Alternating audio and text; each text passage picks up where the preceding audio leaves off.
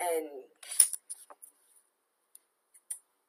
we just now have a structure in place that have us conformed. And it made me think, it really did, whether or not these were our practices and these were our normal behaviors, or if we were taught these behaviors. In one part of the documentary, it talks about how the Negro will ask for something by name. They don't care about the product's quality. They care about the name. Sell them the name. And don't try and bait and switch them, because then they'll think that you don't appreciate them, you don't respect them, and you don't think they can afford what they're asking for. Let them have what they want, even if it is the highest. Like, when I tell you, it blew my mind that there was a documentary on how to sell to the Negro.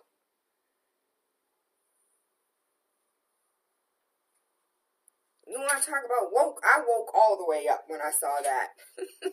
All the way up. What are you going to do, babies? What are you going to do? What are each and every one of us going to do? You going to continue to spend your money the way you spend your money, right? Because that's kind of what we do. And I wish we had a little bit more. When you know better, you do better. But you can't make people drink the Kool-Aid or drink the water or drink whatever have you. I wish we could. Trust and believe I'd be shoving Kool-Aid down everybody's throat. As far as news is concerned, there was a dope article in the Banner 2 Thursdays ago. Race bias alleged in mass trial court. Civil rights lawyers state that racial harassment is rampant and few women of color are employed. Shout out to Julie Patterson Gordon. Court seek to, she was the writer on this piece. Court seek to remedy injustice and inequities would do well to look at their own practices, according to a letter from the Lawyers Committee for Civil Rights and Economic Justice. Many working in Massachusetts trial court system report a toxic, racially charged, hostile environment that fosters identity-based harassment. Shout out to Julie Patterson Gordon. This is not in 1960. This is not 1945. This is not 1990, baby. This article came out 2 Thursdays ago. Again, the court seeking to remedy injustice and inequities would do well to look at their own practices, according to a letter from the Lawyers Committee for Civil Rights and Economic Justice. Many working in Massachusetts trial court system report, in quote, a toxic, racially charged, hostile environment that fosters identity-based harassment. According to data and employee accounts gathered by the Lawyers Committee, mockery based on race, ethnicity, accented English speech, or being an immigrant is not an uncommon occurrence in the court system. Additionally, the trial court workforce fails to reflect the diversity of those seeking justice and assistance before them. In particular, there are few women of color employed or in supervisory positions, which the Lawyers Committee attributes in part to a promotional exam they deem flawed. On behalf of Massachusetts Minority Court Officers and Lawyers Committee, sent a letter to the court administrator Jonathan Williams last week, so this was 3 weeks ago, demanding a package of reforms to revise allegedly discriminatory promotional practices, make employee do I have to read this? Don't we already know? Aren't we already aware? Don't we already see these injustices within our court system? Not just when we walk into court and see judges that do not look like us. But if you go back a little deeper and dig a little deeper and find out, do your due diligence, you'll know that those that hire or choose or suggest to the governor who should become the next judge have never properly reflected the people in which they judge. Do you know, have you heard of the Governor's Council? The Governor's Council are a group of representatives. They have their own districts. I believe there are, in the state of Massachusetts, 8 districts in total. These individuals choose or select who's going to become the next judge, and then the governor then picks out of these choices who are the next judges that sit on your child support, your family court, your criminal court, your civil court. All of them are chosen for you by a group of your peers that are elected. And you probably elected them and had no clue who you were elected, or what a governor's council member does, or who they are. And I can almost guarantee that you do not know who your current governor's council member is. The current representative that chooses the judge that will sit in the courts that will judge your peers. Again, I love the Boston Banner and all of the news that they give. Shout out to the writer, Julie Patterson Gordon. This is a racial climate within the court system. The fact that there are no other, you're not doing your own internal bias. You're not doing your own, oh, wow, we, have inequities here. Where's all the black judges? What about black clerks? I don't go to court often. Hallelujah. Thank you. Whew. I don't go to court often, but I have never seen anybody on the other side of the bench that's looked like me in the times in which I've been to court. Maybe I have seen one African-American male who seemed to be handicapped, and he was the court officer. That was the only, that was it for me. In other news, my condolences to the family members that are burying their loved ones from the ridiculous, mindless, senseless violence that we've had over the past few weeks. My condolences, my love, may peace be unto you and your family. I don't know how you would obtain that with losing a baby to senseless violence, but I pray for the families. I pray for the friends. I pray for Boston citizens that suffer vicarious trauma.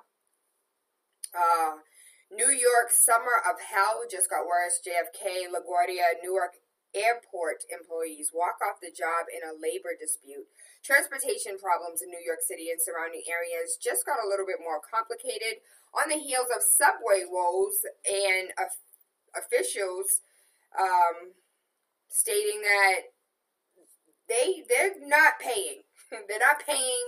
They're not giving in to these demands. The truth of the matter is many immigrant and foreign-born citizens are those that work at the airport. Think about your luggage carriers. I'm not talking about the face of the airport, the person who's checking in your bags. I'm talking about the actual workers that grind in and day out.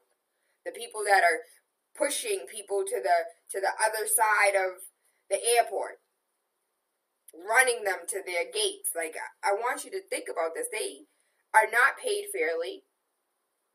If you don't come to work, you will be fired. There are no days off. No such thing as weekends. Over 700 employees work for a local company called Prime Flight. The company subcontracts ground and terminal services at all 3 New York travel hubs to major airlines, including United Air, JetBlue, American Airlines. According to reports, the workers allege that it has been unfair labor practices, and they voted to strike earlier this week, and they went ahead and they started the strike at 9 p.m. and said, hell no, we ain't finna go to work. Not today, not tomorrow, not until you treat us fairly. And I promise, once you watch that documentary, one more time, it's The Heritage of Slavery, 1968, as Fannie Lou Hamer and Lerone Bennett Jr. in this video. There's also another one called The American Negro, the 1956 education video. And there's another one It's the American Negro, the unreleased documentary from the 1960s, which it talks about it all, baby. Once you go ahead and watch that video, you completely understand life a little differently. You understand your situation a little differently. You understand the plight of the black man a little differently. You just understand life. Like, I thought I was woke. Last night, yesterday, I was all the way up. A suicidal man doused himself in gasoline, burst into flames after police tased him. In Texas, police responded to reports of a suicidal doused in gasoline, used a taser on him, and he burst into flames after the taser was used. Arlington police spokesperson, she is not a man, she's a spokeswoman. It would be just for reports to call her such. But she stated that her name is Vanessa Harrison, said that the officer who deployed the taser believed that the man was going to ignite gasoline with a lighter that he had in his hands, and the taser was deployed in an attempt to subdue him, saying that the man's behavior was very frantic and erratic. Pause. Do I have to? I feel like I don't even have to read because this is common sense. They called. They said that a suicidal man was doused in gasoline. At what point does your common sense say, let's tase him? I know from experience that if it smells like that gas is on, you better not hit that light switch. If you smell gas, you better not hit that light. Come on, the common sense. Your grandma told you that. But you just gonna tase the man with gasoline all over. Like, shout out to the police. Texas, Arlington police, shout out to you for doing one of the dumbest things I've ever heard.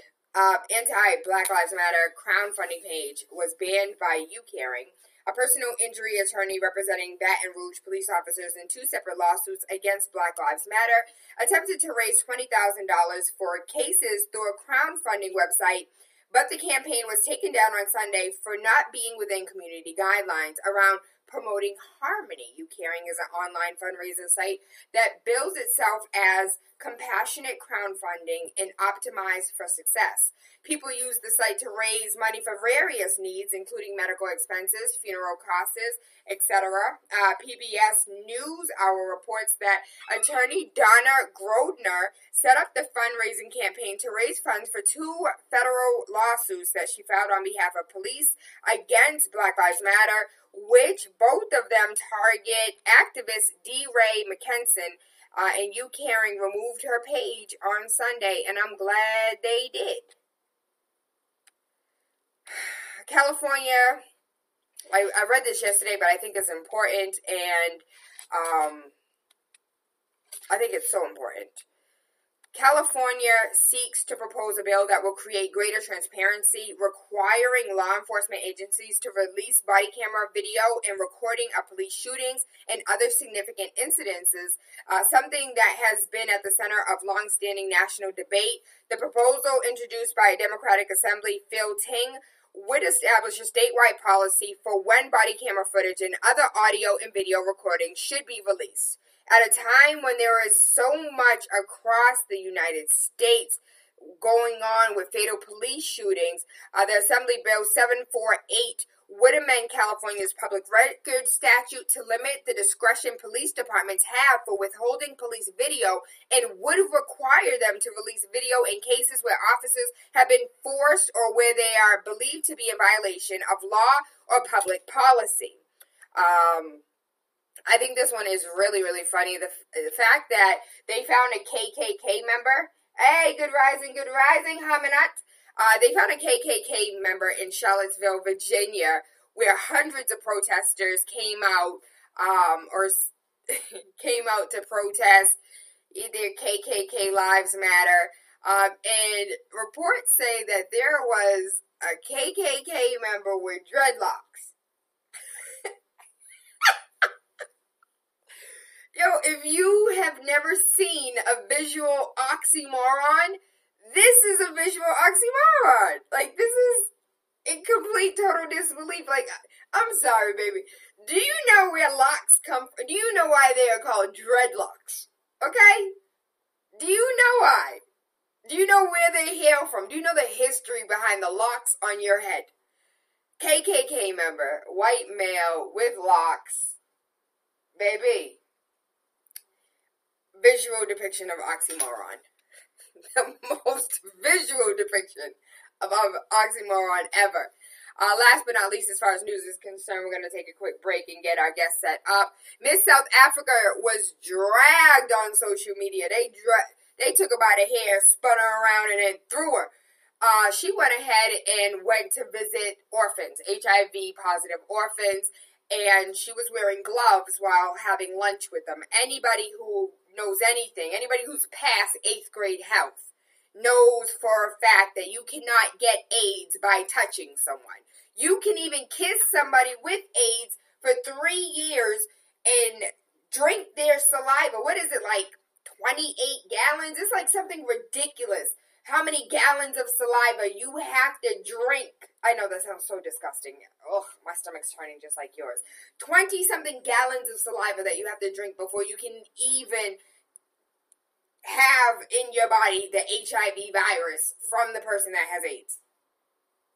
And can I tell you that this is no updated, like, I remember that from health class. That was something that stuck with me. That transparency, my uncle, at an early age, while we were learning about AIDS, my uncle was diagnosed, or he may have knew for years that he had AIDS. It was just me that was just now finding out during the time that I was learning about health. And so I was very particular about learning everything because he was my uncle. I loved him. I did not want to catch this thing that was supposed to be the most deadliest thing on earth, but I did not want to not be around my uncle.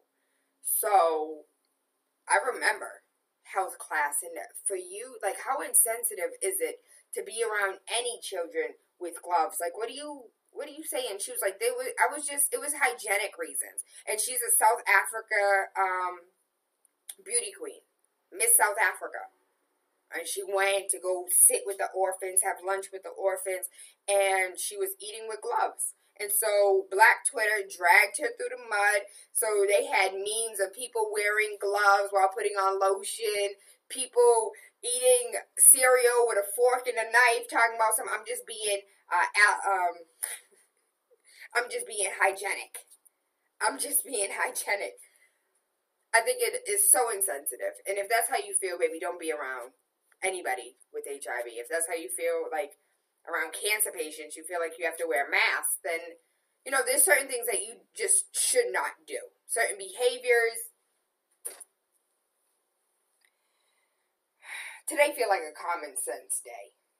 And one of the things that I would like to complain about as far as common sense is concerned, shout out once again to the BostonBanner for all that they do. Brand new homes, moderately priced. You think you can't afford to buy a home in Boston? Think again. Mascot Street has a home. It's 1,200 square feet. It's $294,000. A two-family. This is really reasonably priced, actually. A 23 Dumas Street, a two-family home, 1,400 square feet for $425,000. Now, the thing that bothers me is, as far as 58 Mascot Street is concerned, a single-family home in Dorchester, 1,250 square feet, two people have to make less than $66,000. But I want to go back to the report that was done that said over 50% of Bostonians make less than $35,000 a year. So there's 50% of Bostonians that can possibly afford $294,000. And I'm not going to get into my client's business, but you have to be making upward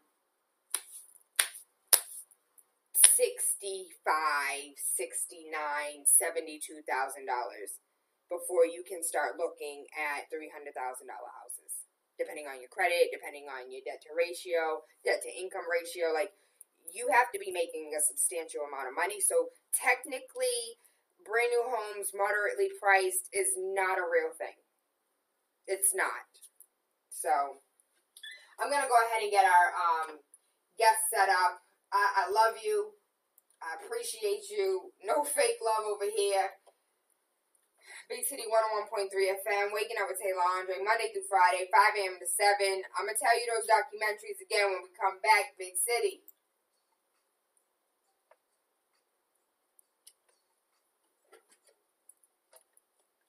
Lord of mercy. Come on, Facebook, YouTube, we'll be back. Let me see some of these comments. Get rising, my love. Clayton, what's going on, Clayton? Long time no see. Some changes look negative on the surface, but you will soon realize that space is being created in your life for something new to emerge. Hey, Jack, I see you.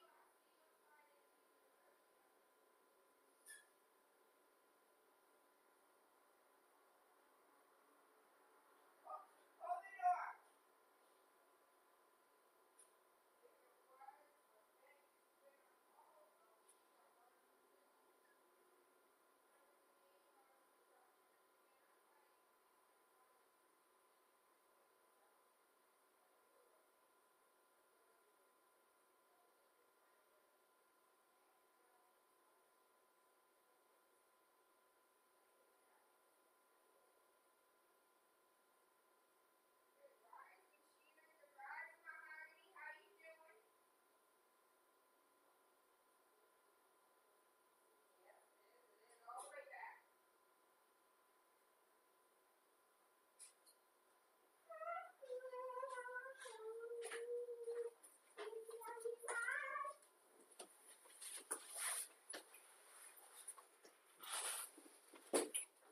Straight up to my face. Hey, YouTube, we back. We didn't leave you that long, did we? You missed us. Yo, let me show you this picture of this Klansman with dreadlocks. Look at this. Yo, you don't see that oxymoron? A Klansman with dreadlocks. This is real life. I can't make this shit up. Y'all think that I be out here bullshitting, just reading conspiracy theorist ass shit. I don't. This be real freaking life. It's okay. You're good. You're good.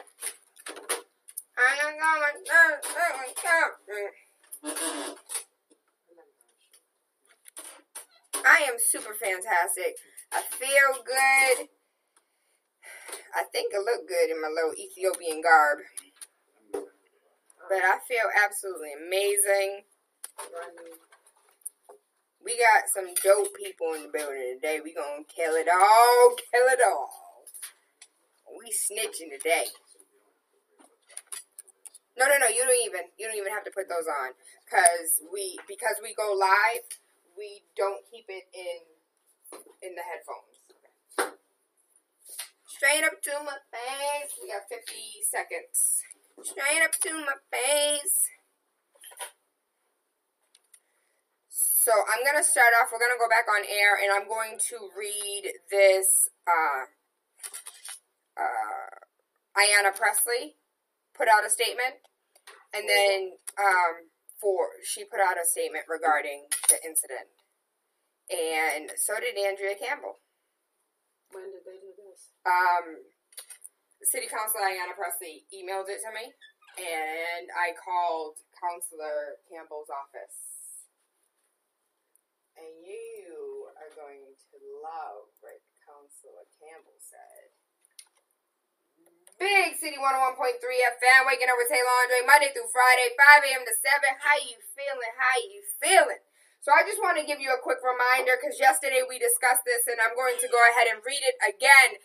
Boston City Councilor at Large Ayanna Pressley comments on the D'Angelo video, the police officer that went ahead and sat behind B2, making his little video in his uniform, in his police car, quote-unquote off-duty. So he says, and City Councilor Ayanna Pressley, Councilor at Large, stated, many times the response to racially offensive remarks and actions is to demand more training in order to achieve greater empathy and understanding. While I agree with the statement, in the instance involving Officer Joseph D'Angelo Jr. and his racially insensitive and degrading video, we already know he received his training. What confounds me is that Officer D'Angelo received implicit bias training and still chose to make and disseminate his video, especially in our current culture that is rife with tension and malice and distrust between law enforcement and the Black communities across our country. This could easily turn into a debate solely about the merits of forgiveness and whether or not it should be extended to Boston Police Officer Joseph D'Angelo Jr. Yet, this is not the case for me. Of course, everyone errs and deserves forgiveness, earning a chance to redeem themselves. In due time, it will be revealed how Officer D'Angelo will forge his new path. The risk of moral lapse and poor judgment exists and threatens each of us. And when these lapses occur, especially by those that take an oath to serve and protect, it is especially unnerving. Officer D'Angelo has apologized. He has his work cut out for him to make meaningful amends with the community while also utilizing his suspension time to better understand the history behind why his actions were so triggering and warranted such an emotional response. Like many, I am deeply offended by Officer D'Angelo's actions. Community policing is the hallmark of any cohesive and safe city. The relationship built with marginalized communities should be protected and uplifted equally. And I can attest I would find these actions equally offensive had the racial identities been reversed or had the offense been targeted towards the LGBTQ community. History has shown us there are too often cultural and systematic double standards in our society when addressing how different individuals are held accountable when they've caused hurt. Oftentimes, societal outrage and the corresponding procedural response is not evenly levied. In the course of the investigation, Boston Police Department has kept me and other officials informed of their process and any developments. I thank Boston Police Department for their transparency in this matter and for their efforts to communicate with me in my office.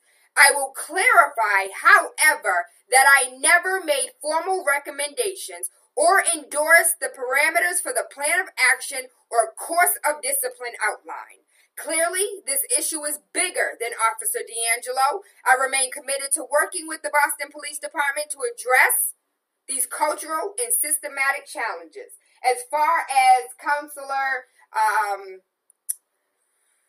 Andrea Campbell, her office said no comment. No comment.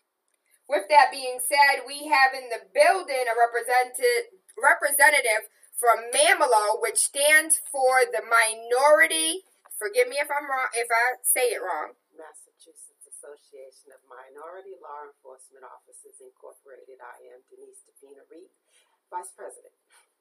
There we go. Good morning. Good rising, good rising. Good morning. That was a mouthful. It was. Well said. Tell me how you feel about Ayanna Pressley, Counselor at Large's statement regarding Officer D'Angelo's racially charged video. I'd like to say no comment. It was well said, well spoken. Late, but out there. It was well put together. I would have wanted it to have come a lot sooner.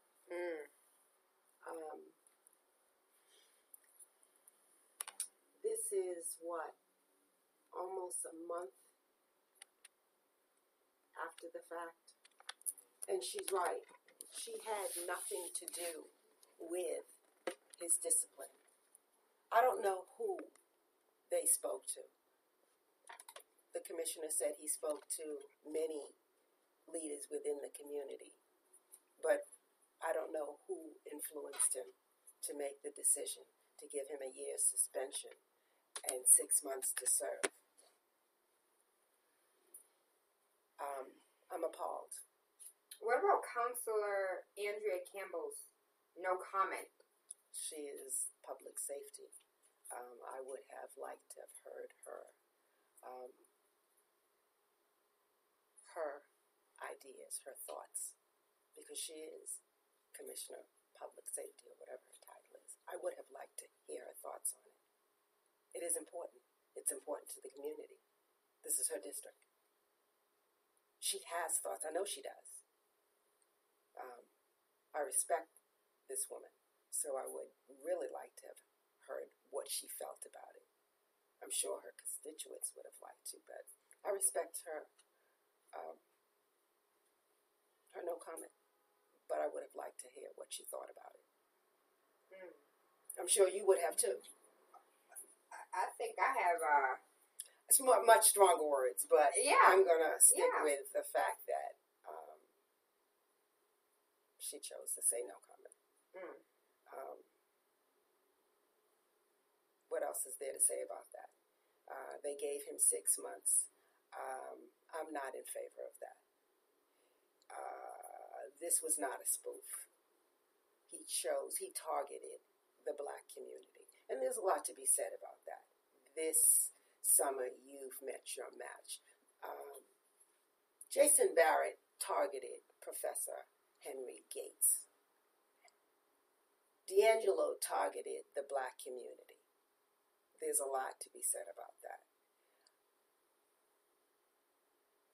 Forgiveness. And then you're going to put him back where? In the black community? And what if there's an incident later on down the road?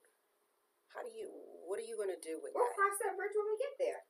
But this video, it was harmless. He was joking around with his friends, sent it to some fire department friends, some EMT friends, some National Grid friends. They were just friends, like. Really? Yeah, it was just a video.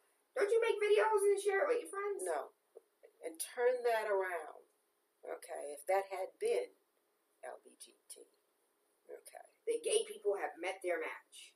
This summer, the gays have met their match. You really think that could have gotten over? Do you think you could have done something like that? And then walked the streets later on? I don't think so. I actually want to make a t-shirt that says police have met their match. Boston police have met their match. You'd be stopped before you got to the corner and asked, what does that mean? The same thing that black people have met their match. It's just fun, right? Just poking fun. No. I saw in a video a young man at the funeral of that young officer played, what's the NWA? He played the police. And he played it out the window. 20 officers went to his apartment and tried to show him the error of his ways. It was, to him, harmless, but it was disrespectful because he lived right outside of the church where they were holding the funeral in New York City. Imagine. He apologized. They didn't think it was funny. I wouldn't have opened the door. They kicked down his door? No, they didn't kick down his door. He opened the door? He opened the door. He's bold. He opened the door. And I was reading, he explained that his brother had been killed by the police and yada, yada, yada. Yeah. But they tried NWA. They tried to explain to him how disrespectful that was. And he was, well, I was just expressing myself and having a little fun. They didn't see the humor in it. 20 officers, huh? 20 officers. I'm gonna have to dig a little deeper on that one. That was on Facebook. Let's go back. Maybe we jumped in head first. Who is Miss Denise DePina? DePina Reed. DePina Reed. She is a 32-year veteran of the Boston Police Force, retired 2 months. She is a mother. She's a grandmother. She is a member of MAMLEO. She's a vice president. She is a long-time resident of this community. This is her heart and soul.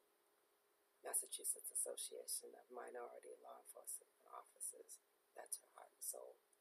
So, with you being the vice president of the Massachusetts Minority Officers Association, like, this sounds like you would have had a voice. Like, you would have had the commissioner's ear. Massachusetts minority officers, how do you feel about this? What are our next steps? What are we supposed to do? You guys work alongside this man, or were part of the force of the men and women in blue that stand for something, that fight for this community.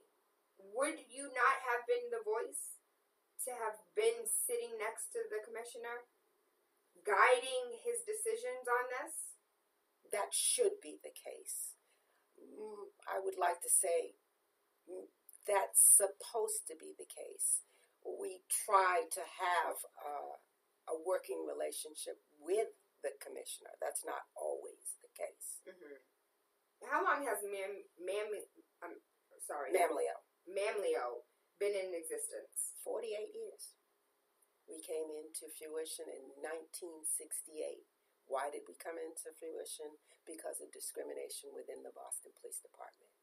It was formed in the basement of an officer named Prescott Thompson. He was since passed because of the very things that we still have today. Discrimination within the Boston Police Department.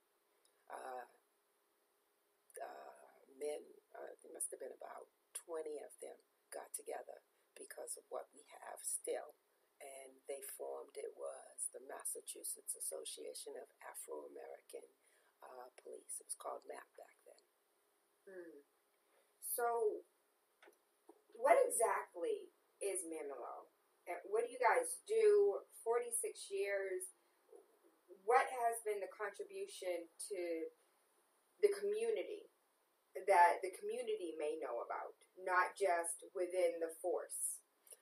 Well, what we do, we're about diversity. We work within the community. We have programs that we are open to the community. We have karate class there. We have dance class there. We have church associations that use our building. We have classes that go on there. So it's a community-based association. Anyone that needs our help can come there. What type of help have you given recently that people in the community might say, you know what, I might need to contact you guys? We have an organization called the Lawyers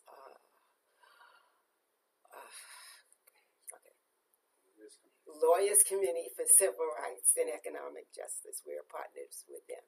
Okay, so we have immigration help. We have our officers come there if they have problems within the police department. I'm trying to get together. I have a passion for autism, so I'm trying to work with someone to get that going. So there's a lot of things that... Well, shout out to Autism Sprinter. I can definitely... Yes, I've met her. Yeah, okay. Yes, so I'm trying to work with her so that we could get something, because autism is big in our community. Yes. So we're trying to do something there. You know, so there's... Our building is not that big, but we're bursting at the seams. BG, Black Economic Justice, is there. They're working in our building. So there's a lot of things going there. It's like I said, our building isn't that big, but we're bursting at the seams because there's so many things going on within our building. Thank you. It's the Lawyers Association for Civil and Economic... Lawyers Committee for Civil Rights and Economic Justice. We're partners with them. Now, if you saw that story with David Williams, okay, we helped David get his job back. Claude DeFay, he's another officer. We helped Claude get his job back. We have civilians. They're having problems with their job. We're trying to get them in. We partner with a kid named Darren Howell, who's with SEIU. We had a community meeting there Monday. Thank you. We had a community meeting there Monday to talk about the violence in the streets. So, I mean, like I said, the building isn't that big, but there's always something going on there. Senator Diane Wilkinson was there. I'm going to try to attend her mom's meeting tonight on Thursday. So there's always something going on in our building. And the mom's meeting is at what is it? I think it's a We'll get it. Shelburne building, but it starts tonight at 6:30. You got us, Chef. You'll figure it out. Yes. Okay, and we'll let the community know. Shout out to all the moms if you need any type of support. Auntie Diane is out here working for us, so we'll get that information out to you immediately. What do you think the next steps are for the community? Because the community is outraged. People are upset.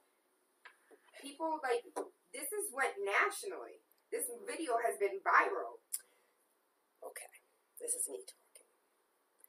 When this first happened, social media is great, but social media is a tool. You have to be active. They should have marched, made phone calls to the mayor, phone calls to the commissioner. Social media is a tool. Everybody was enraged, but they was enraged on Facebook. Your anger should have been on the phone to the commissioner, on the phone to City Hall, march to City Hall. The next thing you have to do, you have to be registered to vote. And come September 26th, your anger has to be in the voting booth. But we don't vote for the commissioner. You vote for the mayor. You vote for the mayor. Who then put the commissioner in his place. Hello. If you're not happy, you vote. And that's what we don't do. We don't march to the voting booth. If you're not happy with what's going on, you march to the voting booth. You call City Hall. Every time you're not happy about anything, you call City Hall. I do. They know 311.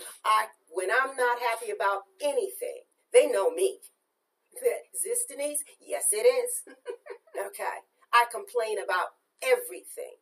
Okay. You don't pick up my trash on time, I complain. They know me. I don't play. So I didn't even know I could call for that, because I typically call for potholes or when police want to double park and be in front of fire hydrants. That is your right. You complain. And so when this happened, we were silent. Our elected officials didn't talk about it. You're just hearing about it now. But when the LGBTQ community couldn't march in the St. Patrick parade, the mayor said he wasn't marching. Okay, and as well they should. They should have complained, but they were right on that. But you didn't hear. You heard crickets about this. Nobody wanted to touch this. Now you're just hearing about it. The Caribbean community, where was their voice? They were in the video. Where was their voice? Carnival, yeah, they did. They had 3 women posing for Carnival. Where was their voice?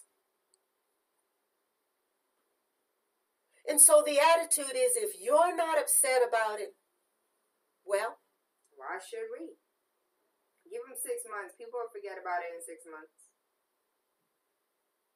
There should have been people outside of headquarters every single day, posters complaining. 6 months? You try doing it. You let a black officer do something like that and see if he gets 6 months. See if he gets 6 months. Can we do an experiment? Who's willing to put their life on the... No, I'm just joking. You see if he gets 6 months.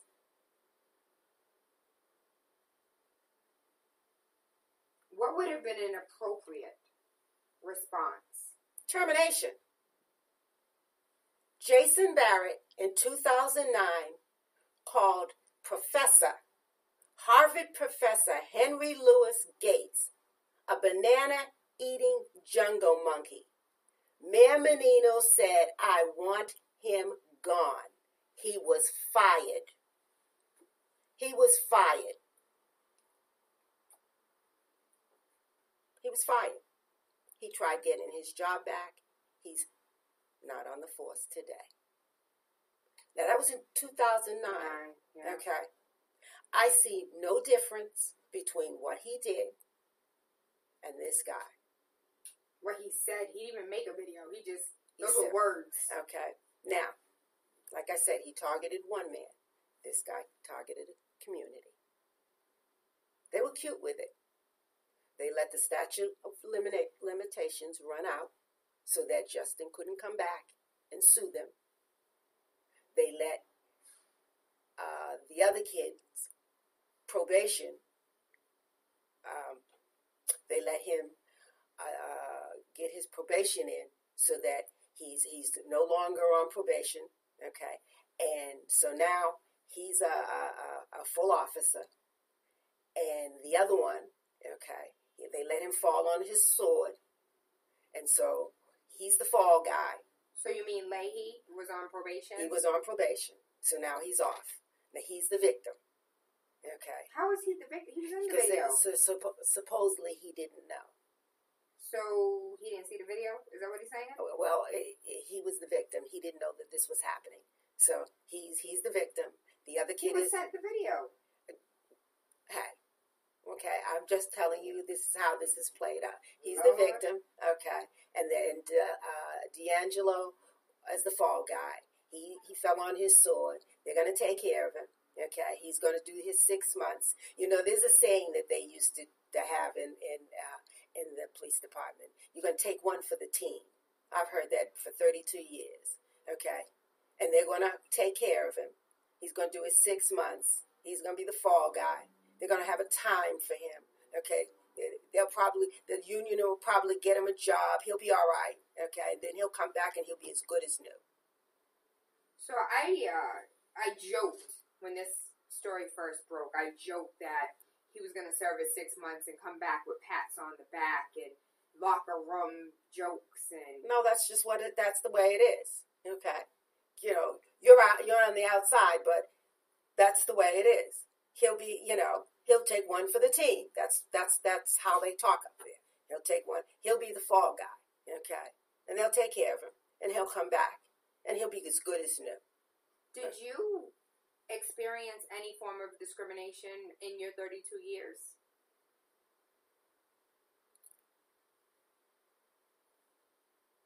She said, look, her face said, look, my face. I gotta ask. I came on this job in 1985. I like to say pre-Anita Hill. Okay. Does that means a lot. That means a lot. Okay. Pre-Anita Hill. Mm-hmm. All right. And then when I came on the job, I went to District D4 down there in the good old boy. Okay. Everywhere I went, I was pretty much the only woman on the shift. I went where they called them, they used to call you girl. They used to say broad. And I'm going to say... They felt comfortable calling you a broad? I said this was pre-Anita Hill. And I'm going to say something to you. I used to do the hooker decoy. Okay. And the first time I did it, the sergeant said to me, I did not know what to do. Okay. And it was my first time doing it. And the sergeant said to me, you'll know what to do. So that should tell you what they thought. Okay. You have the same eyes I had when he said it. Okay. So that tells you what type of place it was. Denise DePina Reed MAMLEO, Massachusetts Association of Law Enforcement Officers. I love the job. Okay? But it had its pitfalls. All right. So when you're talking about this video, it's real. Okay? Don't get it twisted. Okay? I'm going to pull the covers off and tell it like it is. And now I can because I'm retired. Okay? That video, that guy is who he is. And that's what a lot of us had to deal with back then. And nothing's really changed. It's just more hush-hush and no, now it's no. Now it's in your face. 617-282-0062. Give me a call. What do you think about today's conversation? What do you think about the video? Am I overreacting? Tayla, this is what, day 4 that you talking about this video? We don't care about the video. He made the video. He put Carnival in it. Hey, red, white, and black. How are your real feelings about it? 617-282-0062. Go rise and call you live. Well, turn this down. Talk to me, Takwa. Okay. Miss G, hold on for me, baby. When Marty Walsh won the mayoral election and appointed this police commissioner, William Evans. William Evans, yes. I heard him say at that ceremony, oh, it's a fine day for the Irish. And to me, that brings back some PTSD stuff, because it's reminiscent of the days when the Irish ran the civil service, everything in this city. And we couldn't even walk outside of our neighborhood without getting chased, and the cops watched it like a spectator sport. So, if it's going to be, we take one for the team and, make you good as new. I said, we don't like the performance of the team. Why don't we fire the coach this next mayoral election? Why don't we just fire the coach? Damn the team. Fire the coach. You got to get out and vote for that. Thank you, Takwa. I love and appreciate you. Hope you have an amazing day today. What did you say? You got to get out and vote for that, folks. Like I said, Facebook is a spectator sport. You got to get out and vote. Lord have mercy. Lord have mercy. We got another call on the line, 617-282-0062. Go rise and call you live. And good morning, Tayla. Hey, Miss G. How you feeling, baby? I'm good. I was calling because people don't realize how serious this legal is, and I know Denise is trying to make the impact. I get it. But what I want to say is a lot of people have low trust of the police. They have low trust in police. But it targeted our community. People don't get that. It targeted the black community. And it can progress from that eventually.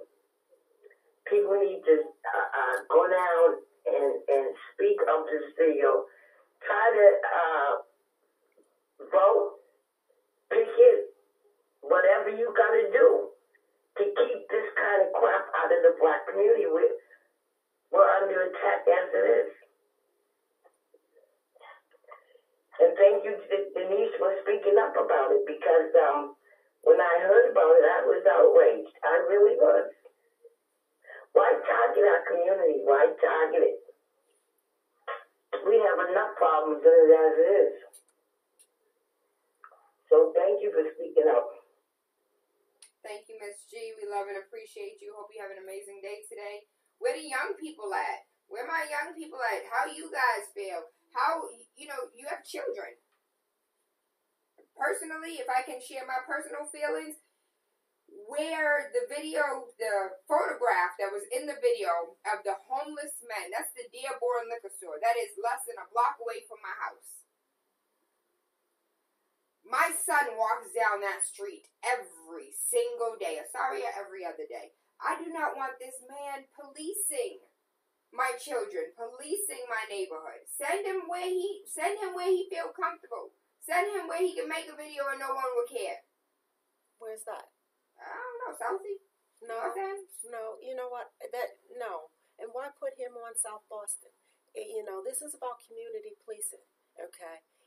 Our South Boston neighbors shouldn't have somebody like that either. Community policing is just that, community, okay? He doesn't belong anywhere. Let's be real. Our South Boston neighbors, our high black neighbors, he's not fit to be anywhere. He's supposed. I know the academy didn't teach him that. Who taught him that then? The academy didn't teach him that.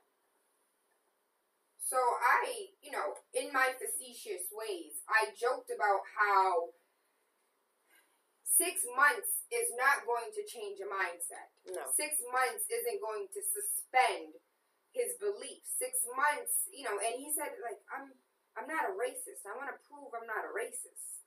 And that's what Chief Gross came out and said. Like, I didn't see a man trying to say, I'll do anything to save my job. He said that I want to do what I can to prove I'm not a racist. He shouldn't have made the video.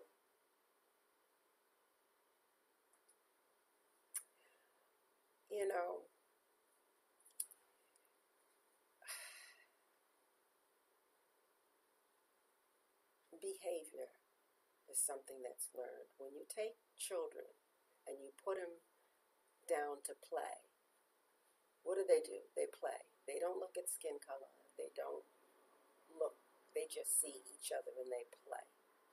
They don't start to learn behavior until they start to get around their parents and they listen to how their parents talk. Correct? Mm-hmm. Mm-hmm. Okay, and then they take that which they hear out in the street. They don't hear those funky words that we say, okay, until we start talking to them about those words. And then they take it out and they repeat like parrots. Because the first time I heard that N-word, I was 8 years old. And I went to my mother and said, "What's this?" And she said, "Where did you hear that?" I heard it on the playground. Because a young white girl called me it. I didn't know what it was. It wasn't said in my house. Okay. And where did she hear it? In her own house. And so, he learned this behavior where? At home. He's probably been in the military. Okay. I don't know for a fact, but it comes back. And where is he now? In our neighborhood. Stopping who?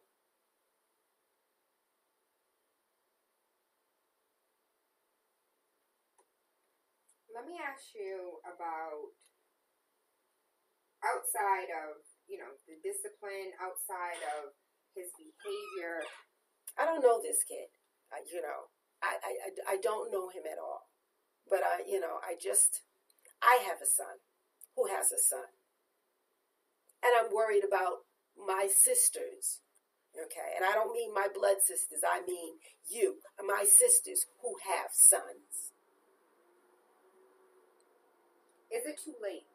Is it too late to march? Is it too late to make phone calls? Is it too late to send emails? Is it too late to demand action when action has already...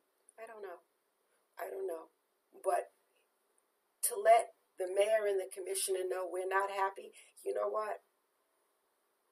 If it soothes you, I'd say do it. But, like I said, social media is a tool. We should have been doing this a while ago. Okay. We should have been doing this when this first started. But I tell you this, folks, if you ain't happy, you get happy at the voting booth. And I want to remind you of the Governor's Council. The individuals that are elected for Governor's Council, most of them unopposed, are the individuals that choose the judges that judge you or your loved ones. I want you to be mindful of that. So do your due diligence when that time comes. Oh, and let me say that every one of these elected officials and those that were running, those people who were silent and you heard nothing, they're running for office. They are running for office. They are running for your district. And if they were silent and they did not speak up, remember that at the voting booth, September 26th, if you heard nothing from them, if they were silent and you heard crickets, September 26th. Can you send that to me? Can we play? Do you think we can play it? Okay, we can. You know, worst case scenario, we still got tomorrow. We still got Monday. We still got Tuesday. We can replay this all week, next week, all month. Okay? All right. So it was just, do you want to inform the listeners about a clip that we have